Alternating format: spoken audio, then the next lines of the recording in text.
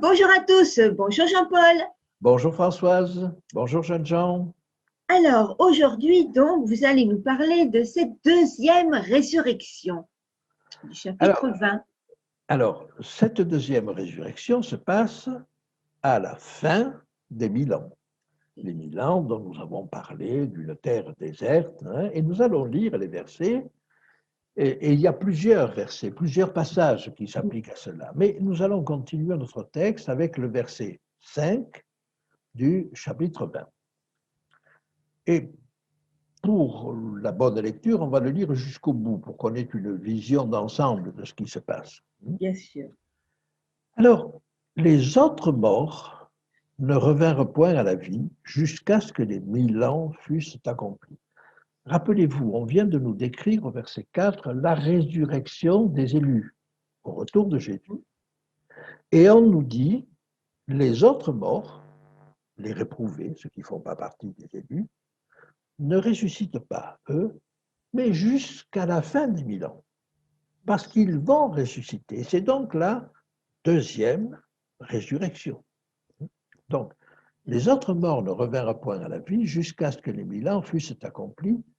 C'est la première résurrection, c'est-à-dire celle du verset 4, celle des élus.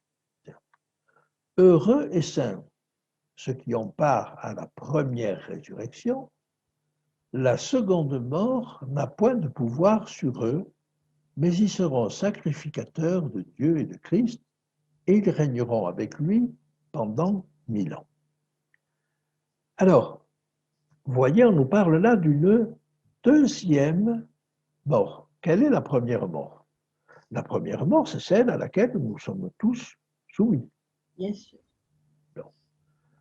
Mais ceux qui vont ressusciter avec la deuxième résurrection, au terme des 1000 ans, ce sont des réprouvés.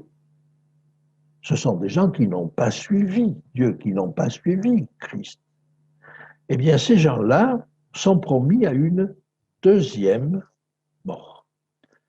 Et on nous dit, ceux qui ont part à la première résurrection, c'est-à-dire les élus, ne participeront pas à la deuxième mort. Ils ne vont pas mourir après. Donc, soyons très très clairs. Au retour de Jésus, les élus ressuscitent. Première résurrection. Il se passe 1000 ans pendant lesquels ils jugent et pendant lesquels les réprouvés sont jugés. Au terme de ces 1000 ans, les réprouvés ressuscitent. Ils sont jugés de leur vivant, c'est-à-dire qu'ils ont accès à ce qui est leur chef d'accusation, si j'ose dire. Et au terme de cette chose que nous allons voir maintenant, ils vont mourir pour la deuxième fois. C'est la seconde mort. Donc vous voyez, il faut savoir distinguer entre la première mort et la deuxième mort, entre la première résurrection et la deuxième résurrection. Il me semble que le texte est assez clair, mais bien sûr, on peut gloser là-dessus. Alors, j'aimerais maintenant qu'on avance sur ce qui nous est dit. On nous dit bien, les autres morts ne revinrent point à la vie jusqu'à ce que les 1000 ans fussent accomplis. Donc, il y a bien une résurrection à la fin des 1000 ans, mais ça veut dire qu'il n'y a personne sur la terre pendant 1000 ans. Les élus sont au ciel avec Christ, et ils jugent. Qui reste sur la terre? Les réprouvés, eux, sont morts de la première mort. Les élus, les ressuscités, sont au ciel. Il reste Satan, qui est enchaîné sur cette terre, mais enchaîné pourquoi? Parce qu'il n'a personne à séduire. Donc vous voyez, on se trouve pendant 1000 ans sur une terre désolée, ravagée par tous les désordres qui ont pu s'exercer sur elle. Je pense aux guerres, je pense aux problèmes écologiques. Bon, une terre désolée. Et au fond, Satan est là à contempler l'œuvre, le résultat de son œuvre, si vous voulez. Alors, je reviens maintenant sur le verset 6. Et il nous est dit, et là il y a des choses très intéressantes. heureux et saints ceux qui ont part à la première résurrection. Vous avez compris les élus. La seconde mort n'a point de pouvoir sur eux. Et on le comprend. S'ils sont élus, c'est qu'ils ont été choisis, ils ont été jugés dignes de cette résurrection, et par conséquent, la seconde mort n'a pas de raison de les toucher. Mais alors on nous dit à la fin de ce verset 6 quelque chose qui est très intéressant. Ils seront sacrificateurs pour Dieu et pour Christ.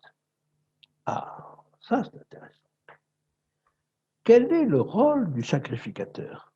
En quoi, si vous voulez, seront-ils sacrificateurs? Alors, il y a plusieurs idées qui peuvent venir là.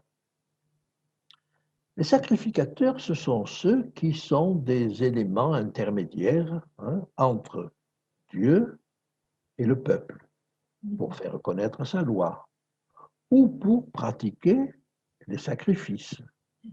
Bien. Donc, ils sont sacrificateurs. C'est-à-dire qu'ils sont bienveillants vis-à-vis des pécheurs. Ils reçoivent les pécheurs, ils les aident, ils pratiquent le sacrifice, ils leur présentent le sacrifice en vue de les pardonner. Ils peuvent être sacrificateurs en ce sens qu'ils offrent des louanges à Dieu. Alors vous avez ça dans Hébreux au chapitre 13. Alors j'étais en train de vous citer un texte d'Hébreux au chapitre 13 et au verset 15, c'est-à-dire c'est vers la fin de l'épître. Et il dit ceci, nous n'avons point ici de cité permanente, c'est-à-dire de Nouvelle Jérusalem, mais nous cherchons celle qui est à venir. On est bien dans ce contexte-là. Par lui, nous offrons sans cesse à Dieu un sacrifice de louange, c'est-à-dire le fruit de lèvres qui confesse son nom. Et donc, vous voyez, être sacrificateur, c'est émettre un sacrifice de louange. C'est reconnaître, si vous voulez, ce que Dieu a fait pour nous. L'Épître aux Romains nous parle d'un sacrifice personnel. Si nous nous offrons nous-mêmes comme un sacrifice vivant, alors on peut dire qu'on est sacrificateur. Mais je retiens cette notion d'intercesseur. Quand nous prions pour quelqu'un, nous sommes des intercesseurs. Et alors, et je pourrais peut-être terminer sur cette notion-là, mais le fait que pendant ces 1000 ans, nous sommes des sacrificateurs, ça veut dire que nous sommes des intercesseurs.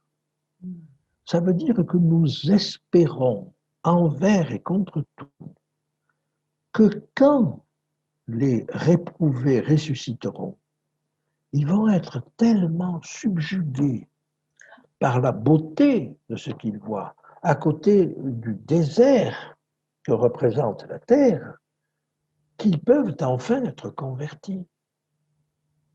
Je reçois beaucoup de témoignages de gens qui me disent, mais si, est-ce qu'il n'y a pas moyen qu'à la fin, ces réprouvés, Dieu leur donne une dernière chance? Eh bien, je dis oui, Dieu leur donne une chance permanente. La grâce de Dieu n'a pas de fin. Sauf que c'est eux qui ne sont plus capables de cela. Ce n'est pas une interdiction de la part de Dieu, voyez. Et ça, nous le voyons dans les couples, et je vous en ai parlé, mais le train de la grâce passe toujours. Et les élus espèrent toujours. Ils sont toujours des intercesseurs, ils sont toujours des sacrificateurs pour Dieu et pour Jésus. Ils sont toujours en plaidoyer. Et vous allez voir en quoi cela s'oppose à l'attitude des réprouvés. Alors, je finis de lire mon texte, mais voyez, dans Apocalypse 20, si je vais jusqu'au bout de mon texte, du verset 6 et 7, Heureux et saints ceux qui ont part à la première résurrection, la seconde mort n'a point de pouvoir sur eux. Ils seront sacrificateurs pour Dieu et pour Christ. Ils ont toujours de l'amour, toujours de l'affection pour les réprouvés. Ils espèrent toujours et ils régneront avec lui pendant 1000 ans. Et j'aimerais vous faire une dernière observation.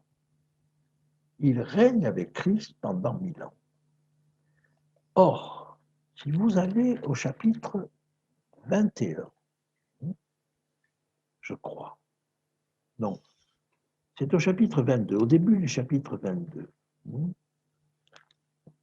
vous avez au verset 5 la chose suivante. Il n'y aura plus de nuit, ils n'auront besoin ni de lampe ni de soleil, parce que le Seigneur Dieu les éclairera, et ils régneront au siècle des siècles.